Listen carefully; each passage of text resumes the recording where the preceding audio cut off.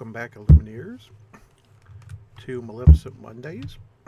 I hope everyone enjoyed Gen Con that was able to go. I know I'm quite sad that I was not. Um, I had a lot of FOMO watching people open packs and showing all the hidden enchanted cards.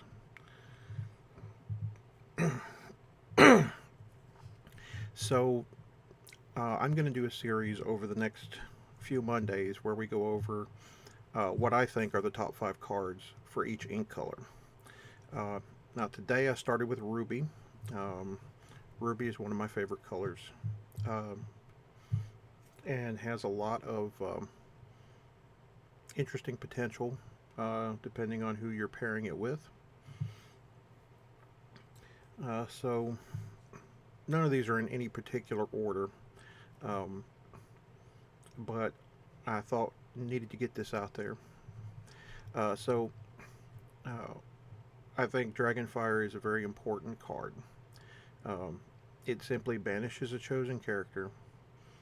Again, you can't hit characters with Ward, unfortunately, but you can hit anything else. So, if you're playing against an evasive deck, you can get rid of their evasive characters without losing one of yours. um, you can get rid of their bigger characters where you're not having to challenge multiple of your characters into their big guy. Um, Being 5 cost and not inkable are very much drawbacks. 5 is a lot in this game, but it's pretty well a standard for get rid of anything in this game. So I think it's going to be an important card as we move forward. Um, the first chapter for certain, and we'll see where things go after that. Um, there's not a lot of other inks that have just straight removal cards. Um, Sapphire has Let It Go, um, which uh, is slightly worse um, because they get ink out of the exchange. Um, like I said, this is going to be an important card in Ruby decks if you're not paired with Steel. Steel has the best damage point removal in Lorcana in the first chapter. Next up, I have listed Pongo, Old Rascal. Really, all the evasive characters are important here. Um, there's something like 15 characters with evasive, um, and both Ruby and Emerald have the most characters with evasive. Amethyst have the next. And then there are some that simply have evasive on their own turn so they can help take out evasive characters. Um, so this is going to be an um, aggressive color. Um, Pongo is the cheapest in red at 4 cost inkable, 2/3, and 2 lore. Goofy is one above that at a 3/4 and 2 lore, and Tigger is a 6 cost 4/4 with 2 lore. And then you top it off. You have 8 costed Mickey Mouse Brave Little Tailor, a 5/5 with 4 lore. I think all of those cards are important. I chose only one of the evasive cards in this group. In this case, I chose Pongo as the cheapest. I think all of those cards are important. Um, Being able to have to interact with those cards, either having something that can help with evasive, so you can take them out, or having the removal to do so is going to be very important. And so, if Ruby's popular in your area, you're either going to have evasive characters to challenge into them, or pseudo-evasive characters, ones that gain evasive on your turn, so that you can take out your opponents. Next up is Fan the Flames. This action does some really interesting and powerful things.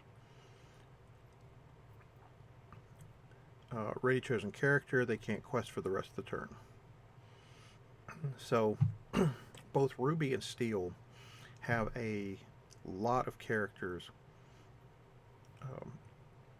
that like to challenge and banish characters off of the field, including the last two cards in my section.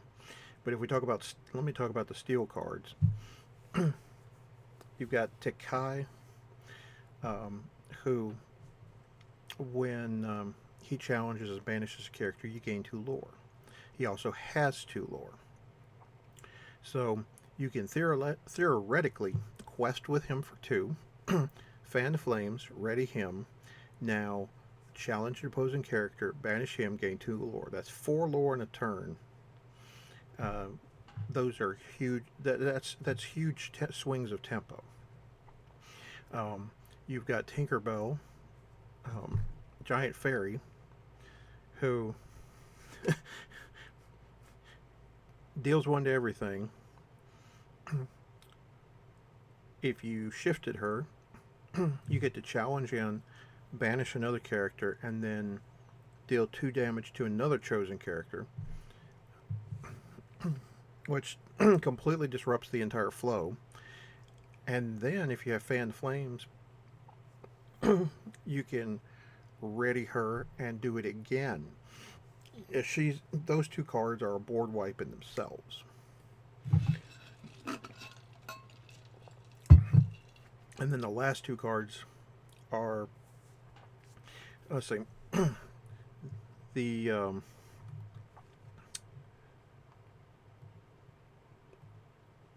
other card I'm thinking about is the 5-drop Simba.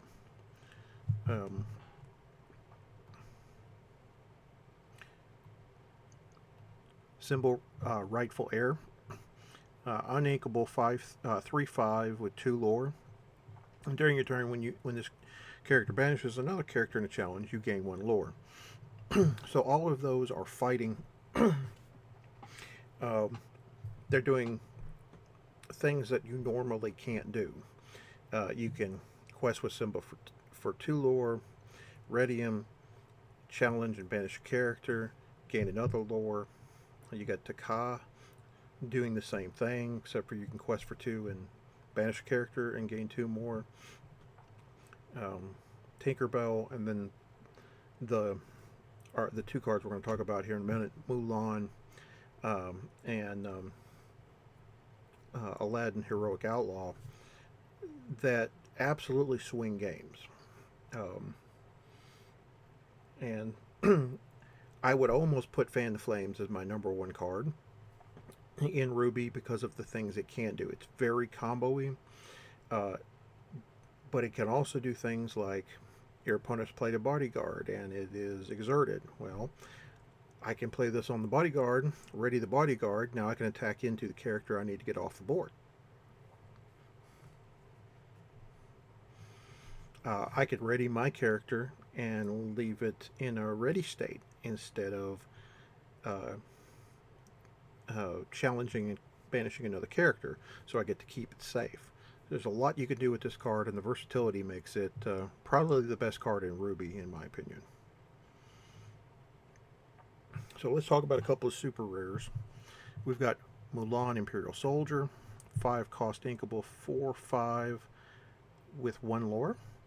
And during your turn, whenever this character challenges and banishes another character, your other characters gain +1 lore this turn.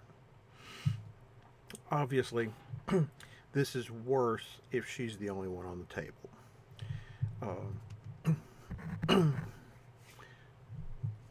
But the combo assertiveness of Mulan, particularly with things like the evasive characters that we have seen previously, allow you to simply banishing a single character off the board pushes all of your um, evasive characters in just in Ruby from a 2 to a 3 lore. And if you're questing for 3 lore, when you're going from 2 lore to 3 lore, it's just super ridiculous because of how much faster your clock is to get you to the end of the game. If you do other dumb things with Mulan, you've got Fan the Flames, so you can ready her and challenge and potentially banish another character. Do a Nick twice a turn, gains all of your characters plus 2 lore to the end of the turn. So, and we're not even talking about uh,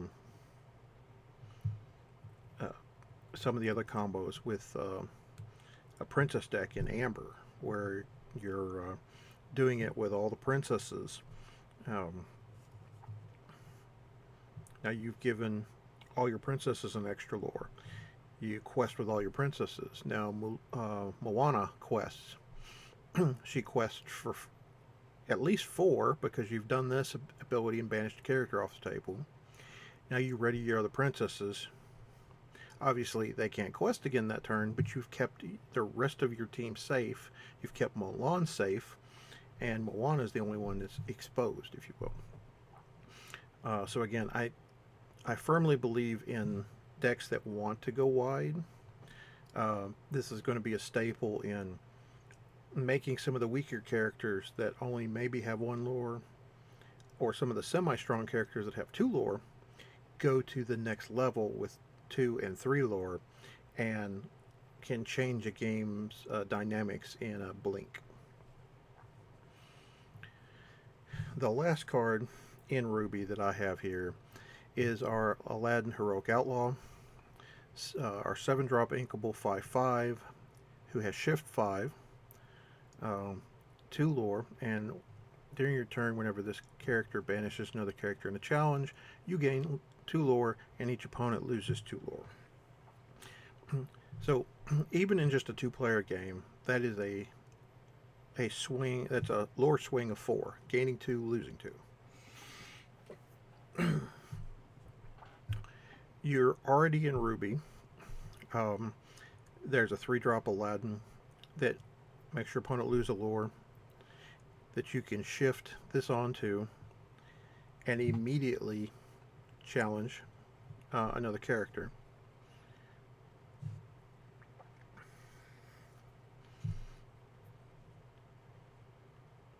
So that's already a 5 lore swing. Now you've got Fan the Flames.